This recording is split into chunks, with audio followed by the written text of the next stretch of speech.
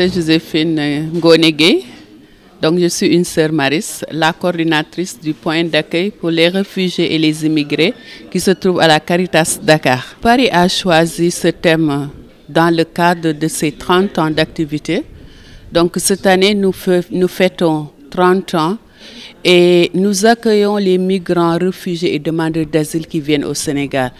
Et il se trouve que parmi ces requérants d'asile, beaucoup d'entre eux n'ont pas des papiers qu'il faut. Ils ne savent pas comment faire. Et d'autres ont été refoulés aussi. Ils ne savent pas comment faire pour accéder à ces papiers. Et on s'est dit que c'est bien qu'on puisse réfléchir ensemble et voir comment faire pour que ces gens-là puissent avoir accès à l'état civil. Et c'est ça qui nous a poussé aujourd'hui d'avoir ce panel où on a invité quand même des experts qui sont là avec nous, qui vont nous aider à voir plus clair sur l'accès à l'état civil. Parce qu'on voit que l'accès à l'état civil, c'est important et c'est la porte de tout. Et ces migrants réfugiés-là qui arrivent, qui n'ont pas des papiers, ont beaucoup de difficultés. Difficultés pour aller même au niveau de l'hôpital, difficultés pour l'école, pour leurs enfants. Et donc c'est ça vraiment qui nous a beaucoup poussé à réfléchir sur ce thème. La demande d'asile n'est pas obligatoire, elle est volontaire. Une personne qui s'engage à demander le statut de réfugié auprès des autorités sénégalaises doit être à même de dire les raisons pour lesquelles il a quitté son pays d'origine. Et fort de cela, toute personne qui toque à notre porte, nous tentons quand même de lui faire comprendre ses devoirs et ses droits au Sénégal. La procédure est longue, certes, parce que le temps de la justice n'est pas le temps de l'administration, on a l'habitude de dire, mais nous nous attelons depuis 2 ans à quand même donner ce droit à la documentation aux demandeurs d'asile. Donc, quand ces personnes-là arrivent, nous les orientons d'abord à la CNE, Comité national d'éligibilité, pour que ces gens-là puissent faire le travail pour les aider à avoir le statut de réfugié.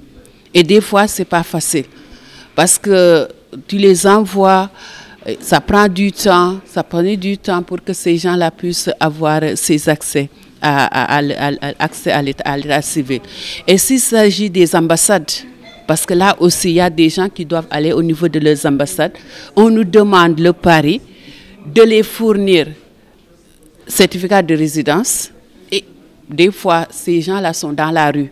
On est obligé de donner nos pièces d'identité au niveau de la mairie pour que ces gens-là puissent nous donner les certificats de résidence, je ne sais pas comment vous l'appelez, pour qu'on puisse retourner au niveau de l'ambassade et c'est le pari qui paye.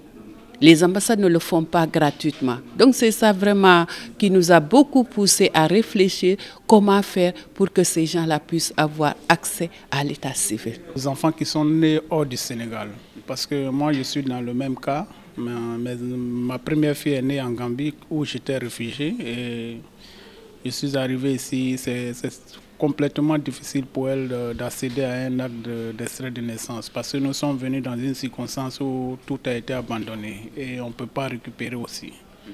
Donc j'interpelle les autorités à ceux qui pensent à ces personnes-là, ces enfants qui sont nés hors du pays. Qu'on les mette, comme Mme Diallo vient de le dire tout à l'heure, toute personne vivant au Sénégal n'est pas un étranger. Donc il faut que ces enfants aient le droit que les enfants qui sont nés sur le territoire sénégalais. Nous signifions l'engagement vraiment de la Caritas, particulièrement du point d'accueil des réfugiés et migrants à Dakar. Cela soulage énormément les autorités sénégalaises dans la mesure où tout redevait à l'État. Mais quand la Caritas vient en appoint, cela soulage un peu les autorités, tout en précisant aussi que la gestion des migrants, réfugiés et apatrides incombe à tout le monde. Parce que quand il n'y a pas le partage du fardeau, imaginez ce que cela ferait auprès des autorités sénégalaises. Il est très difficile de gérer une communauté. Ce que l'État fait, c'est de les accueillir, de les mettre à l'aise le temps que la commission se prononce parce que c'est toute une procédure. On ne devient pas réfugié. Il y a une procédure administrative à suivre. Et au final, si le statut vous est octroyé, vous avez les mêmes avantages que les nationaux. Voilà ce que octroie l'État du Sénégal. Nous ne cessons de magnifier vraiment l'engagement et vraiment l'apport que fait la Caritas par rapport à ces populations vulnérables.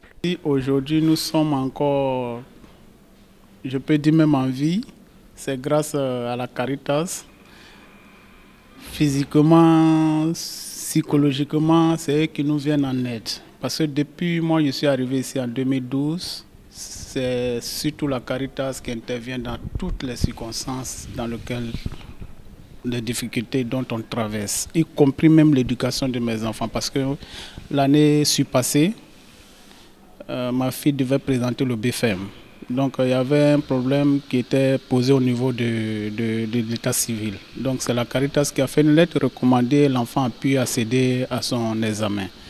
Donc en tout cas sur les divers plans, c'est la Caritas qui intervient. Et nous, je profite au nom des migrants et des réfugiés, sincèrement au Sénégal ici, leur dire merci et notre reconnaissance. En ce moment, le Sénégal n'a même pas de lieu pour accueillir, je peux dire. Parce qu'on est un pays qui n'a pas de camp de réfugiés, ni de demandeurs d'asile.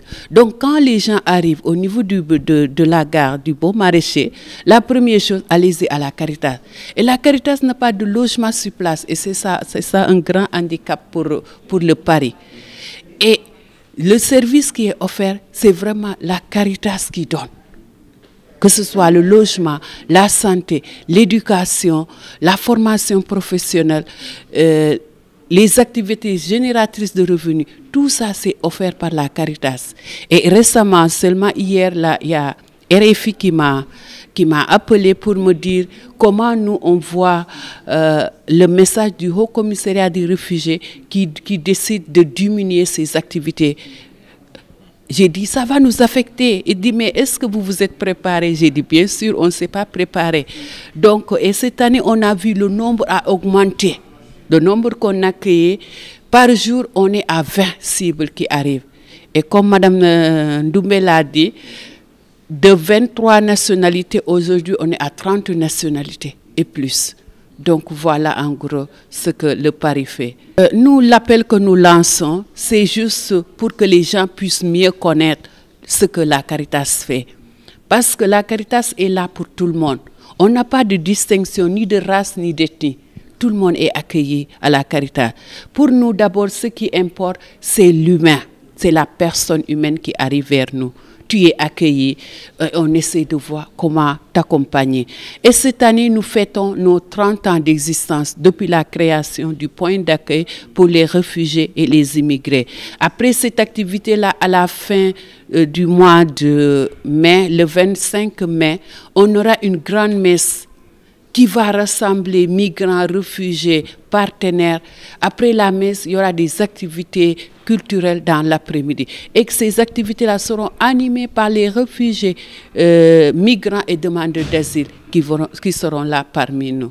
Et nous tenons vraiment à vous dire un grand merci d'avoir accepté de venir pour couvrir cette célébration.